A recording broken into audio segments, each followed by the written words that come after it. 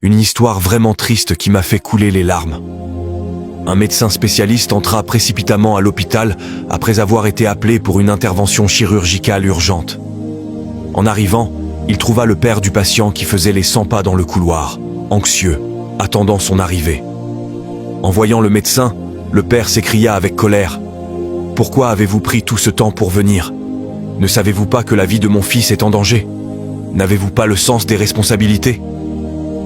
Le médecin sourit timidement et répondit calmement. « Je suis désolé, je n'étais pas à l'hôpital.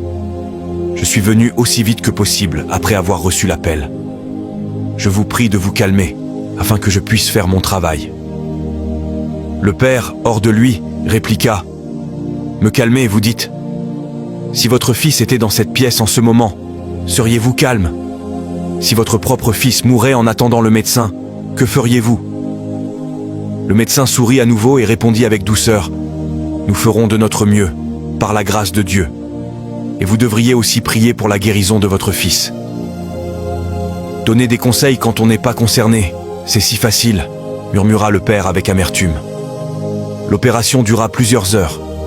Finalement, le médecin sortit du bloc, le visage illuminé, et déclara « Dieu merci, votre fils est sauvé. » Sans attendre la réponse du père, il commença à partir en ajoutant « Si vous avez des questions, veuillez voir l'infirmière. » Surpris et un peu vexé, le père demanda à l'infirmière « Pourquoi est-il si arrogant ? Il ne pouvait pas attendre quelques minutes que je lui demande des nouvelles de l'état de mon fils. » L'infirmière, les larmes aux yeux, répondit « Son fils est mort, hier dans un accident de la route. Il était à l'enterrement quand nous l'avons appelé pour l'opération de votre fils. Maintenant qu'il a sauvé la vie de votre enfant, il est reparti en courant pour achever l'enterrement de son fils. » Le père resta figé, incapable de parler. La honte, le regret et la tristesse envahirent son cœur. Il comprit alors qu'il avait jugé un homme dont la douleur dépassait tout ce qu'il pouvait imaginer.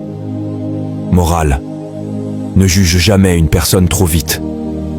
Derrière chaque silence, chaque retard ou chaque attitude que tu ne comprends pas, il peut se cacher une souffrance profonde, un combat silencieux, une épreuve invisible. Apprends à faire preuve d'empathie, de patience et d'humilité.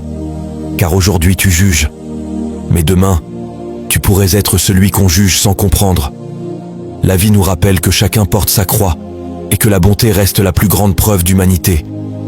Si cette histoire t'a touché, prends une seconde pour aimer la vidéo, écrit en commentaire « Je ne jugerai plus sans savoir ».